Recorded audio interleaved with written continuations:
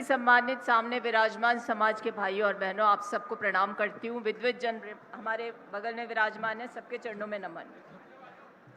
सुरेश मिश्रा जी मेरे भाई हैं और मैं आज उनको बहुत बधाई देना चाहती हूँ कि आपने एक मंच पर ला करके सबको जहाँ खड़ा किया है उसमें आपका संघर्ष परिलक्षित हो रहा है। यूँ तो समाज में बहुत सारे संगठन बने हुए साथियों, लेकिन सर ब्राह्मण महासभा का एक उद्देश्य रहा और उस उद्देश्य में लाठियां भी खा ली इन्होंने। इन पे बहुत सारे केसेस भी लगे, ये सच्चाई है। इससे आपको ज़्यादा साधुवाद। देखिए, क्योंकि बहुत से यहाँ पर भी वक्ता मौजूद हैं, बहुत उद्बोधन भी हो गए, बहुत बड़ी गर्मी भी है, इससे सीधी बात पर मैं आ जाती हूँ कि बहुत सारे संगठन बहुत से आयोजन करते हैं, सब में जाना हमारी जिम्मेदारी भी है। और आप समदर्शी सोच के साथ बिना किसी संकोच के हर संगठन के आह्वान पर पहुंचते हो, ये सबसे बड़ी उपलब्धि समाज की है। मेरे से पूर्व वक्ताओं ने बहुत सारी बातें कही है, मैं उनसे 100% सहमत भी हूं। हर संगठन के कार्यक्रम में एक ही बात आती है, 60 थे 16 रह गए। तो भाई 60 थे 16 रह गए तो आत्मावलोचन कर लीजिए। इसमें इंट्रोस्पेक्शन की आवश्यकता है और खरी बात करनी चाहिए समाज के मंच पर। यहाँ पर जितनी भी विभूतियाँ विराजमान हैं, कुछ सामाजिक क्षेत्र में सक्रिय है, कुछ राजनीति के क्षेत्र में सक्रिय है। किसी ने अपनी काबिलियत पर, किसी ने व्यवस्था के तहत, किसी ने चुनावी रणनीति के तहत मुकाम हासिल किया है। लेकिन आप वो लोग हो जो किसी के भी आह्वान पर आते हो, इससे सबसे बड़ा साधुवाद आपको। ये वो ब्राह्मण समाज है जो इस सिर्फ आह्वान पर इसलिए चला आता है कि समाज की पगड़ी नीची ना हो जाए। और ये एकजुटता इस बात का परिचायक है कि आज हम लोग अपने हिस्से को मांगना चाहते हैं, अपने हक को हासिल करना चाहते हैं।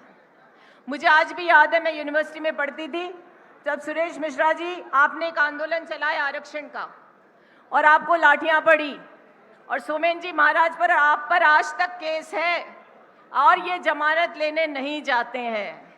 इसलिए नहीं जाते कि इन्होंने कोई अपराध नहीं किया था, इन्होंने अपने समाज की बात रखी थी। और समाज की बात रखना, उसे हक दिलवाना, उसे अधिकार संपन्न बनवाना नेतृत्व क्षमता का परिचायक होता है। अभी रामलाल जी आप कह रहे थे कि ये आना चाहिए, वो आना चाहिए। हमारे सांसद महोदय बैठे हैं, आज हम एक जाजम पर हैं, इसलिए जो आप कह रहे हो वो अक्षरशः सही है, वो होना चाहिए। पर एक बात और मैं आपसे कह दूं, अभी थोड़े दिनों पहले मुझे कोई परिचित सुनार मिले तो मैंने उनसे कहा कि ये व्हाइट गोल्ड क्या होता है? तो बोले बहन जी सोना तो पीला ही होता है, इसे परतें चढ़ जाती हैं तो 12-13 रंग हो गए आजकल। तो भाई समाज बंधुओं बहनों, मैं आपसे सिर्फ एक ही बात कहना चाहती हूँ कि सोना तो सोना ही होता है। उसकी कई शाखाएं बना ली हमने हमारे समाज की, लेकिन वट वृक्ष बनने की आवश्यकता है। पीला सोना पहनकर जाओगे तो मान लेंगे कि सोना पहना है, लेकिन गुलाबी सफेद पहनोगे तो कोई नहीं मानेगा। इससे समाज में एकजुटता होनी चाहिए। और देखो, मैं साफ बात करने वाली महिला हूं। मंचों पर एकता की बात हो, ये तो रखते हैं एकता, आप पर कोई संशय नहीं है मुझे, आप एकता रखते हो, आप एकता के प्रतीक हो।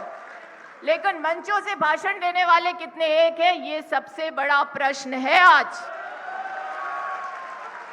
आज मैं दिवंगत आचार्य धर्मेंद्र जी महाराज की बहू, जो हमारे हिंदू संस्कृति सनातन धर्म के पुरोधा पुरुष थे, राम मंदिर निर्माण के पुरोधा पुरुष थे, उनको भी लेकर कई बार ऐसी बात कर देते हैं जो मन को खराब या ठेस पहुंचाने वाली बात होती है। तो समाज के लोग अपने हितों की लड़ाई लड़े अपने स्तर पर, किसी को कोई बुराई नहीं है, कंपटीशन करो, प्रतिस्पर्धा करो, लेकिन समाज का अहित हो तो उसका बहिष्कार भी होना चाहिए। और मैं बात ये इसलिए कहती हूं कि जब कोई अच्छा हुआ आपने इसका नाम महासंगम रख दिया। महेश जी भाई साहब बैठे हैं यहाँ पर, ये महासंगम नाम सही है क्योंकि संगम में तो मिलान होता है। लेकिन अगर आप कोई और नाम रखो और किसी और जाति के नारे लगवाओ, ये अच्छी बात नहीं है। मैं सार्वजनिक जीवन की महिला हूं, मुझे हर किसी का वोट चाहिए, मुझे हर जाति का वोट चाहिए। मैं जाति विभेद नहीं करती, मैं हर जाति का काम करती हूँ, हर समाज का काम करती हूँ, लेकिन समाज के मंच पर अपने समाज की बात करती हूँ। और मुझे कोई संकोच नहीं है, चाहे मुझे सर ब्राह्मण महासभा बुलाए या कोई और संगठन बुलाए, मुझे वहां जाना चाहिए बिना बुलाए। इसलिए जाना चाहिए कि अगर हम एकजुट नहीं होंगे तो हमारी युवा पीढ़ी को कौन मार्गदर्शन देगा, कैसे उसके हकों की लड़ाई होगी, कैसे आरक्षण की बात होगी, कैसे ईडब्ल्यूएस के रेशो बढ़ाने की बात होगी। तो ये मंच बहुत बड़ी उपलब्धि। आज सुरेश मिश्रा जी आपके माध्यम से पूरे राजस्थान से और बाहर से लोग आए आपके आह्वान पर। ये आपकी उस कर्म क्षेत्र में किए उसका कर्म फल है जिसके लिए आप बहुत दिनों से आशान्वित थे।